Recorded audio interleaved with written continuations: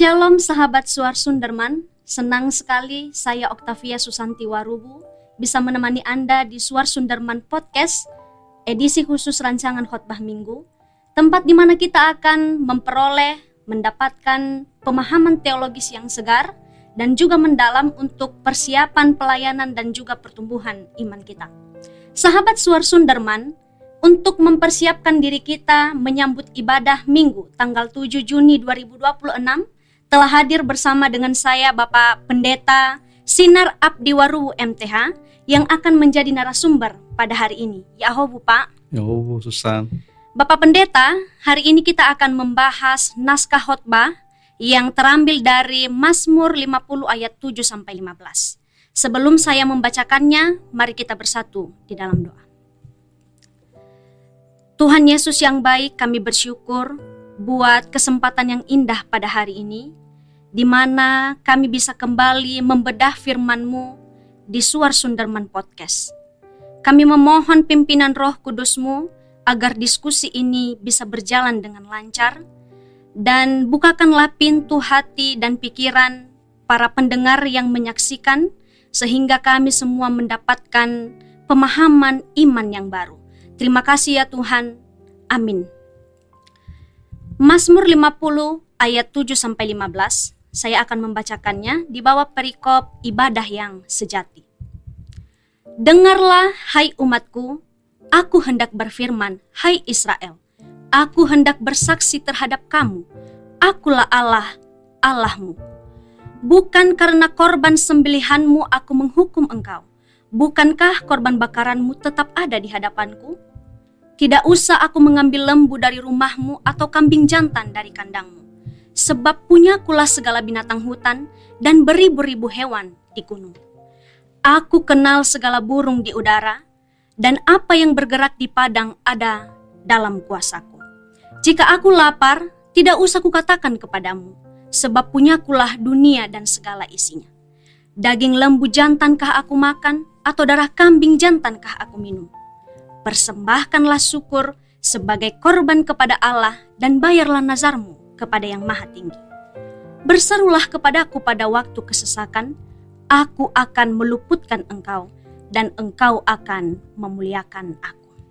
Bapak Pendeta, teks yang sudah saya bacakan merupakan teks yang akan kita bahas yang bertemakan dunia dan segala isinya adalah milik Tuhan.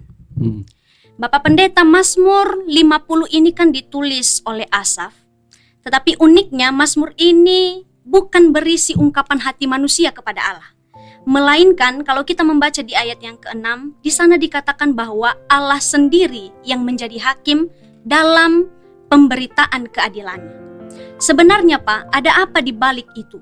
Sehingga Mazmur ini nuansanya berbeda dari Mazmur yang lain. Ya, terima kasih Susan. Jadi Mazmur 50 ini bagian dari kelompok Mazmur Asaf. Kelompok maksudnya ini adalah ada beberapa pasal yang merupakan bagian dari Mazmurnya Asaf, yaitu kita bisa lihat Mazmur pasal 73 sampai 83 itu kelompok Mazmur Asaf. Nah, Asaf ini bukan sekedar penyanyi, dia juga dikatakan di dalam Tawarikh, dia adalah seorang pelihat juga, seer, selain juga sebagai pemimpin pujian, bentukan Raja Daud yang mana di mana Daud memerintah itu sekitar tahun 1010 sampai 970 sebelum Masehi. Dia memiliki kepekaan seorang nabi. Itulah sebabnya Mazmurnya ini agak berbeda dari yang lain. Sehingga nuansa Mazmur 50 ini sangat bernada nubuat, prophetic oracle. Mazmur ini tidak diawali dengan keluhan manusia kepada Allah, melainkan Allah sendiri yang mendakwa umatnya. Seolah-olah di sebuah pengadilan, tapi bukan pengadilan dunia, tapi pengadilan surgawi. Itulah sebabnya dari sudut pandang point of view-nya itu dari sudut pandang Allah. Nabi atau Asaf ini bisa berbicara melalui nyanyian yang dinyanyikan di ibadah-ibadah pada saat itu. Demikian. Baik Pak, itu artinya Mazmur yang akan kita renungkan ini adalah bentuk teguran langsung dari Allah. Ya. Nah, kalau kita melihat sejarahnya Pak, teks ini kan menggambarkan situasi zaman Raja Hizkia. Iya. Waktu itu ibadah lagi ramai-ramainya. Waktu itu persembahan hewan kurban sangat melimpah ruah di bait Allah. Secara logika manusia, seharusnya Tuhan senang dengan hal itu. Tapi, kenapa di teks ini Pak, Allah justru marah besar melihat semua kesibukan ritual itu? Iya. Jadi secara historis, tradisi pemikiran Mazmur Asaf ini dipelihara oleh para kelompok penyanyi di bait Allah lintas generasi. Kondisi sosio-religius yang digambarkan dalam Mazmur 50 tadi seperti yang Susan ungkapkan itu situasinya pada abad ke-8 sebelum Masehi, itu sekitar tahun 740 sampai 700 sebelum Masehi. Jadi sebuah era yang paralel dengan khotbah Yesaya dan juga Mika. Nah, konteks ini mencapai puncaknya nanti seperti yang Susan katakan di pemerintahan Raja Hizkia yang memerintah tahun 716 sampai 667 sebelum Masehi, itu di kerajaan Yehuda. Nah, kita tahu bersama pada masa pemerintahan Raja Hizkia terjadi reformasi keagamaan besar-besaran. Itu tadi ya dikatakanlah semacam reformasi di masa PL begitu ya.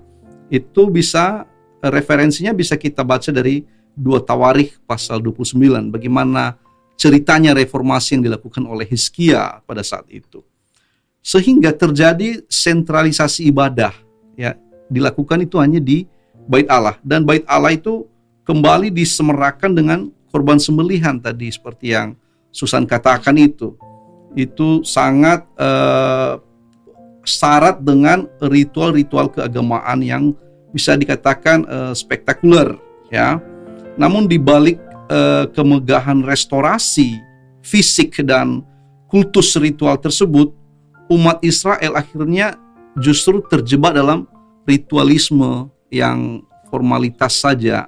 Ya, artinya bahwa bolehlah tadi korban sembelihan itu bahkan berkelebihan, mereka membakar lemak hewan, menjalankan ritus keagamaan dengan tertib ya. Namun hidup keseharian mereka ini yang menjadi catatan. Inilah yang tadi menjadi gugatan Allah kepada mereka. Mereka sudah banyak memberikan persembahan, namun hidup mereka itu tidak menggambarkan ritual keagamaan mereka.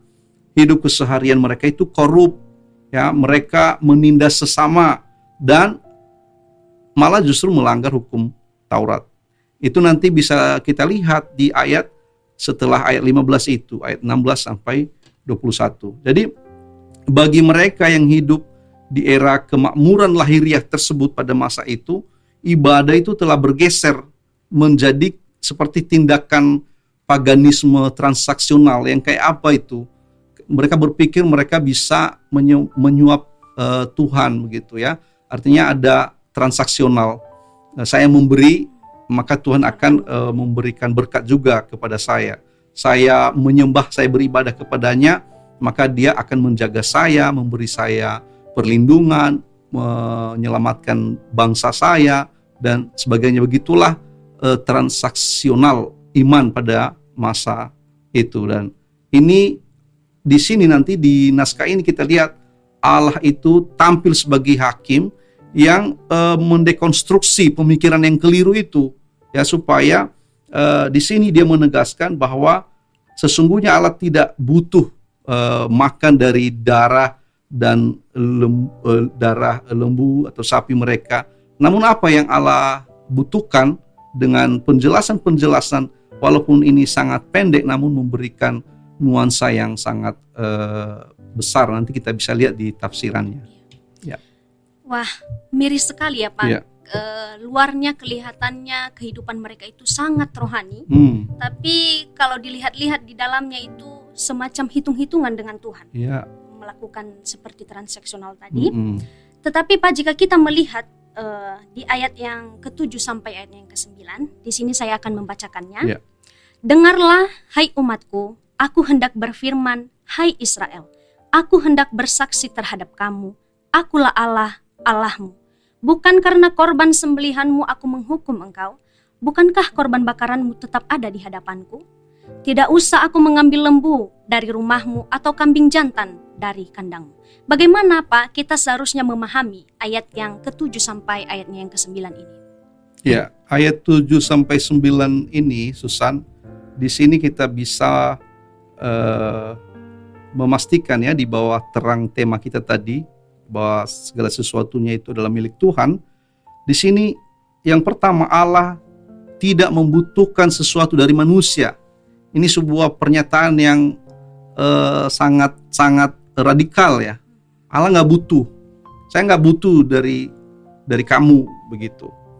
Di sini kan di ayat 7 itu Allah membuka, kayak tadi saya katakan, sidang itu membuka dengan menegaskan statusnya bahwa dikatakan akulah Allah, Allahmu. Ini kita teringat formula perjanjian ya, covenant formula. Allah tidak mempermasalahkan kuantitas ritual mereka. Tadi kita katakan mereka sangat aktif, sangat sering memberikan ritual-ritual mereka ya, dan kurban-kurban mereka. Itu ya, di situ sudah selalu tersedia di hadapan Allah, di bait Allah. Namun yang ditolak Allah di sini adalah motivasi di balik korban itu. Tadi motivasi mereka transaksional. Saya memberi, maka Allah nanti akan memberi juga. Nah, kemudian kata atau kalimat tidak usah aku mengambil itu di ayat 9. Ini sesungguhnya meruntuhkan konsep teologi pagan tadi itu ya, yang berpikir bahwa para dewa itu membutuhkan manusia untuk memberi mereka makan melalui asap kurban. Allah menyatakan kemandiriannya yang mutlak. Itu namanya dalam istilah teologi aseitas dei.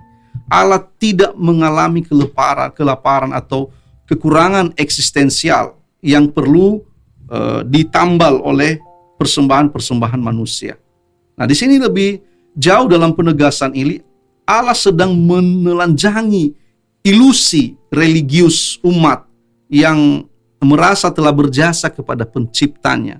Itu kan sebuah ilusi ya, bahwa ketika kita menyembah, ketika kita bernyanyi, ketika kita memberi, ketika kita berbuat baik, seolah-olah kita itu sedang berimajinasi bahwa kita itu berjasa dalam hubungan kita kepada Tuhan.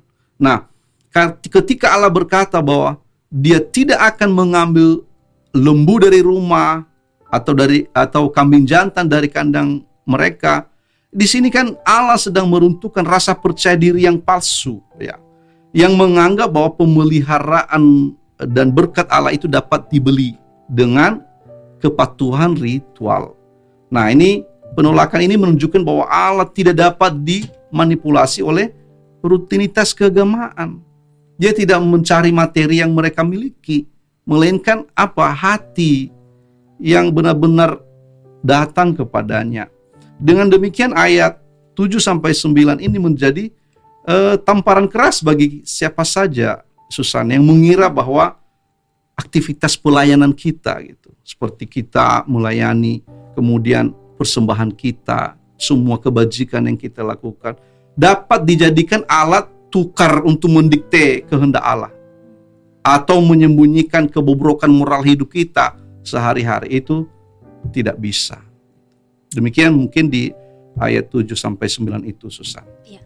Baik Pak, selanjutnya dalam rangkaian ayat 10 sampai ayat yang ke-12. Di sini saya akan membacakannya, Pak.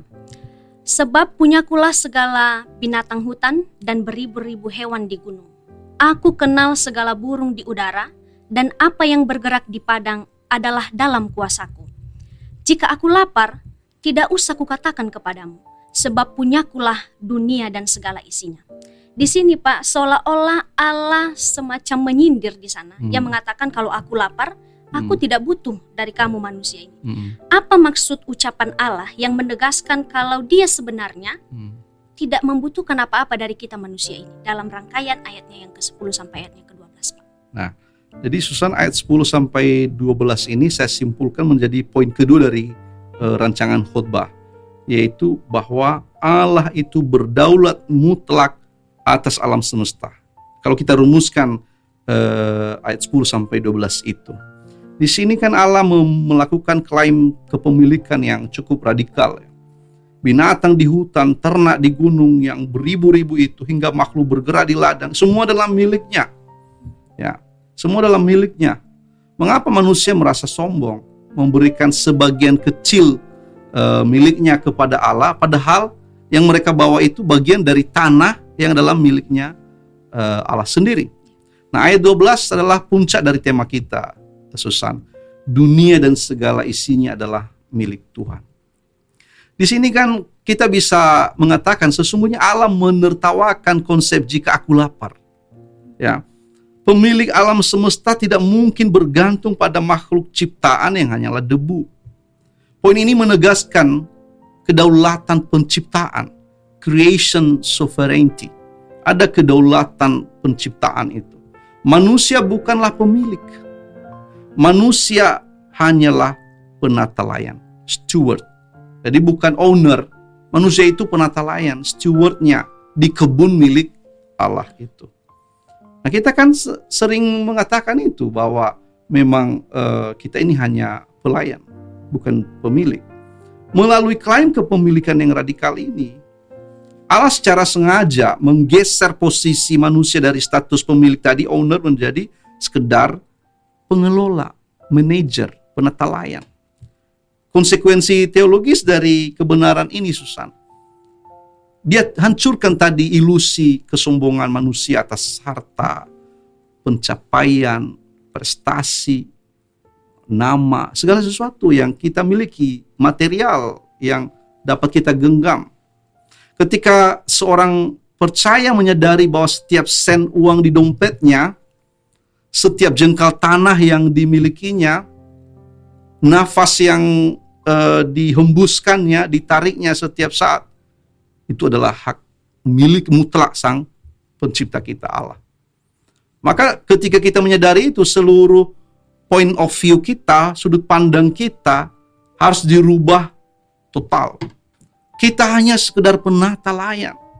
Jadi nggak usah kita menggenggam terlalu erat sesuatu yang bisa sebentar lagi harus kita lepaskan. Jadi oleh karena itu, ayat ini memberikan kita kesadaran creation sovereignty. Ya, ini mengikat manusia pada sebuah etika penata layan yang serius, di mana setiap bentuk keserakahan, eksploitasi alam yang merusak, dan sifat yang pelit untuk berbagi, pada hakikatnya adalah tindakan yang merupakan pencurian terhadap milik Tuhan. Nah, itu yang bisa kita kembangkan di ayat 10 sampai 12, Susan. Ya. Baik, Pak, selanjutnya di ayatnya yang ke-13 sampai ayatnya yang ke-15. Saya akan bacakan. Daging lembu jantankah aku makan, atau darah kambing jantankah aku minum? Persembahkanlah syukur sebagai korban kepada Allah, dan bayarlah nazarmu kepada Yang Maha Tinggi. Berserulah kepadaku pada waktu kesesakan, aku akan meluputkan engkau, dan engkau akan memuliakan aku. Nah, dalam ayat ini, Pak, ada yang menarik bagi saya di sini, yaitu ketika Allah mengatakan, berserulah kepadaku pada waktu kesesakan, aku akan meluputkan engkau. Mengapa di sini Allah justru menyuruh manusia untuk berseru saat susah, bukannya malah membawa kurban di hadapannya? Bagaimana, Pak, kita harus memahami ayatnya yang ke-13 ini sampai ayatnya yang ke-15? Iya, ini bagian ketiga dari inti khotbah yang saya susun ini. Jadi bisa saya katakan di sini ada bagian kita. Bagian kita adalah bersyukur dan taat. Itu aja yang Tuhan inginkan di perikop ini. Jadi sederhana saja. Apakah salah ketika kita berkurban, kita memberikan persembahan-persembahan kita? Tidak, ya. Tapi ketika motivasi yang salah itu menjadi tidak berkenan. Itu ritual keagamaan atau ibadah yang tidak berkenan kepada Tuhan. Nah, justru apa yang Allah minta dengan sungguh-sungguh kepada kita, hanya dua tadi nih, hati yang bersyukur dan hati yang taat. Nah, setelah mendekonstruksi ibadah yang salah itu, Allah merestorasi arti ibadah yang benar. Inilah arti ibadah yang sesungguhnya. Allah tidak meminta darah hewan. Tapi apa? Dia meminta todah, korban syukur. Jadi kalau kurban hewan itu darahnya, enggak, kurban syukur ini hati yang bersyukur, todah. Ya, hati. Jadi bukan hewannya gitu, bukan pengorbanan materialnya dengan motivasi yang salah, tapi hati yang benar-benar bersyukur kepada Tuhan. Dan ada sesuatu yang harus kita penuhi. Apa itu? Nazar. Di sini dikatakan nether itu adalah kesetiaan terhadap janji. Apa janji-janji kita? Setidaknya janji kita ketika kita sebagai orang-orang dewasa, ketika kita berikrar ketika kita diteguhkan iman, kita berikrar. Ingat janjimu itu. Kalau kita orang tua, ingat janjimu ketika baptisan anak-anak. Kalau kita suami istri, ingat janjimu ketika pemberkatan nikah. Ketika kamu yang punya utang kepada orang lain, ingat janjimu. Kan sampai ke situ. Itu nazar. Tidak mesti harus nazar seperti hari ini saya bernazar, saya akan melakukan ini kalau Tuhan. Enggak. Nazar, nether di sini adalah setia terhadap janji apapun. Apalagi janji kita kepada Tuhan. Ibadah yang sejati bukanlah upacara mekanis gitu, teknis, melainkan relasi batinia kita dan melahirkan gaya hidup yang bersyukur dan taat. Kalau misalnya ibadah kita, kalau misalnya pelayanan kita, kalau misalnya pemberian kita tidak mengubah hati kita itu, Susan, nggak ada yang sesuatu yang berkenan kepada Tuhan. Itu berdasarkan teks ini. Ya bukan penghakiman dari saya, tapi teks ini mau mengatakan ketika ibadahmu tidak mengubah hatimu, nggak usah. Ibadahmu harus mengubah hatimu. Ayat 15 itu membalikkan logika transaksional tadi itu. Ini kan manusia berpikir mereka bisa memberi korban dulu baru Allah menolong tadi. Allah berkata sebaliknya, berserulah, aku akan meluputkan engkau dan engkau akan memuliakan aku. Bukan atas dasar kurban-kurbanmu, pemberianmu, jasa-jasamu. Jadi inisiatif keselamatan itu selalu datang dari Allah. Sola gratia. Nah, ibadah kita adalah respon sukacita kita. Bukan supaya kita diselamatkan, tapi karena sebagai buah dari iman kita. Bukan umpan untuk menerima atau memancing berkat Allah. Jadi pembalikan logika ini, Susan, membawa sesungguhnya keintiman relasi yang membebaskan bagi setiap orang percaya dalam menjalani masa-masa sulit tadi yang Susan tanyakan. Ketika Allah memerintahkan umat untuk berseru di waktu kesesakan, Allah sedang menawarkan dirinya sebagai perlindungan yang tulus, bukan sebagai rekan bisnis. Jadi banyak kan kita merasa bahwa doa-doa kita itu adalah semacam semua daftar menu yang akan kita bayar. Tidak. Peluputan Allah yang Allah kerjakan tidak berdasarkan seberapa besar investasi persembahan kita atau seberapa besar pelayanan kita, kebaikan kita. Murni karena kasih karunia. Murni karena belas kasihan Allah kepada kita. Jadi dalam setiap keluh kesahmu, kesesakanmu, datanglah kepadanya. Jadi ini maksud daripada bagian ketiga ini, Susan. Baik Pak, penjelasan Bapak di bagian per bagian dari 1 sampai 3 tadi mengajak umat manusia ini sebenarnya untuk menyadari bahwa kita tidak pernah memberi sesuatu kepada Tuhan. Kita cuman mengembalikan apa yang menjadi kepunyaannya sejak awal. Iya, benar. Jika kita merenungkan Pak, kelakuan umat Israel kuno ini, rasa-rasanya sangat mirip dengan kita yang sekarang ini Pak.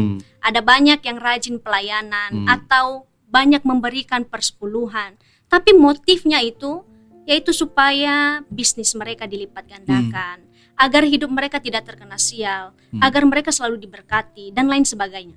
Dari perenungan akan firman ini, Pak, apa yang dapat kita aplikasikan dalam hidup kita sekarang? Bagaimana firman ini mengubah cara pandang kita terhadap uang, gelar, pekerjaan, bahkan cara kita merawat alam sekitar kita. Jadi ada 3 aplikasi yang bisa saya sharingkan di sini. Yang pertama, Susan, banyak orang Kristen modern sekarang masih mengadopsi mentalitas Israel kuno tadi. Jadi orang di kekinian masih pikirannya masih mentalitas Israel kuno. Apa itu? Rajin memberi tadi persembahan, aktif melayani, memberi persepuluhan dengan motif tersembunyi. Agar apa tadi? Bisnisnya dilipat gandakan sebagai semacam uang garansi atau jaminan atas luputnya dia dari segala malapetaka. Dan ingatlah, dunia dan isinya adalah milik Tuhan. Tadi saya setuju yang Susan katakan bahwa kita bukan memberikan, tapi kita hanya mengembalikan, kan begitu.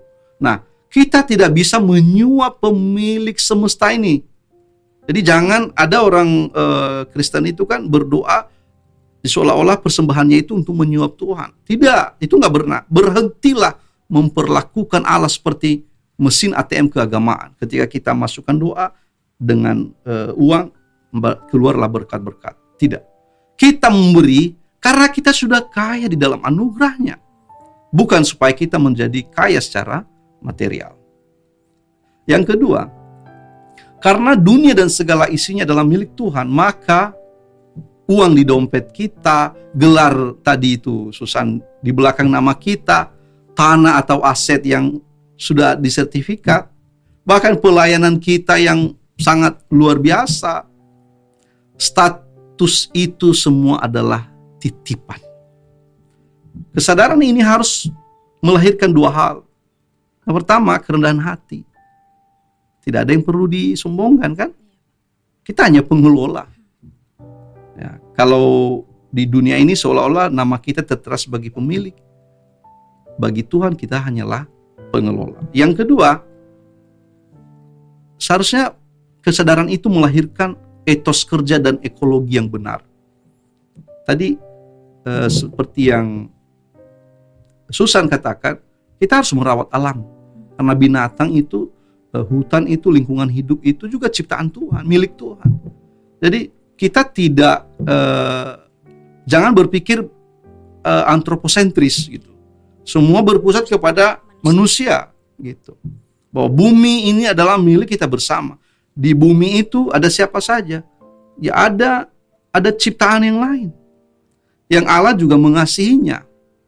Diciptakan oleh Allah. Kita juga harus mengelola itu dengan baik. Kita harus merawat bumi. Ya, apalagi sekarang sedang dunia sedang melihat tentang atau berbicara tentang climate justice. Ambillah bagian di dalamnya. Kita juga harus mengelola keuangan dengan jujur. Sebab suatu hari kelak, sang pemilik alam semesta ini akan meminta pertanggungjawaban atas semua, katakanlah, propertinya itu. Itu yang kedua. Dan aplikasi yang ketiga, ibadah yang berkenan kepada Allah. Jadi ingat, bukanlah kemegahan gedung atau liturgi yang dibuat sedemikian rupa gitu. Bukan. Tapi hati yang penuh dengan ucapan syukur, sacrificium laudis di tengah segala situasi. Liturgi bisa mungkin menyentuh hati, tapi belum tentu mengubah hati. Saat kita mengalami waktu kesesakan itu, di ayat 15, ya, datanglah kepada Tuhan bukan dengan membawa klaim jasa-jasa kebaikan. Ada banyak kita yang berdoa seperti kita kayak ada jasa-jasa di belakang doa-doa kita. Ini saya udah berbuat ini kan Tuhan, apalagi yang kurang. Tetapi ada ketergantungan total, bukan karena jasa-jasa kita. Izinkanlah Allah menolong kita dengan caranya, sehingga seluruh muara hidup kita hanyalah untuk memuliakan namanya, Soli Deo Gloria. Baik Pak, penjelasan Bapak ini benar-benar menampar sekaligus membebaskan kita semua, Pak. Kita ini bukan pemilik, melainkan cuma pengelola dari apa yang Tuhan titipkan. Terakhir Pak Pendeta, sebelum kita berpisah, boleh tolong berikan satu kesimpulan singkat atau closing statement dari khotbah ini untuk direnungkan oleh sahabat Suar Sunderman di luar sana. Ya. Jadi pada akhirnya Susan, seluruh perenungan kita bermuara pada satu kebenaran mutlak. Dunia dan segala isinya adalah milik Tuhan. Dunia dan segala isinya adalah milik Tuhan. Segala isinya itu termasuk saya, kita manusia, dan segala makhluk, segala sesuatu yang ada. Bahkan benda mati seperti sumber daya yang ada di dunia ini, kita juga tidak boleh eksploitasi secara sewenang-wenangnya. Namun kita memiliki tanggung jawab yang